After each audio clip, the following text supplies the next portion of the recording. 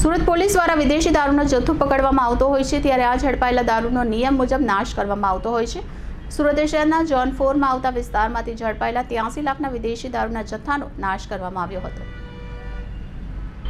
આજે ઝોન 4 વિસ્તારના પોલીસ વિભાગ દ્વારા મોટી કાર્યવાહી હેઠળ ઝડપાયેલા પ્રોહિબિશન મુદ્દામાલનો નાશ કરવાની કામગીરી હાથ ધરવામાં આવી રહી છે। આ કાર્યવાહી તિરુપતિ સર્કલ પાસે સ્થિત પાયોનિયર ડ્રીમ સામે સવારે 11 વાગ્યે શરૂ કરી હતી। પોલીસ સૂત્રો મુજબ અવારનવાર દારૂ વિરુદ્ધ કરવામાં આવતી કાર્યવાહી દરમિયાન જપ્ત કરાયેલા મુદ્દામાલનો નિયમિત નાશ કરવામાં આવે છે અને આજની ઘટના પણ એ જ ક્રમનો ભાગ છે।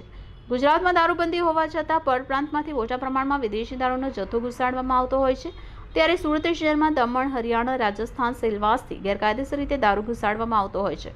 સુરત શહેરના ઝોન 4ના અઠવાલાઇન્સ, ઉમરા, ખટોદરા અને પાંડેસરા પોલીસ સ્ટેશન વિસ્તારમાંથી 83 લાખથી વધુનો विदेशी दारू झड़पायो है, जेनो आज रोज पांडेसरा खाते बुलडोजर फेरवी नाश करायो हतो।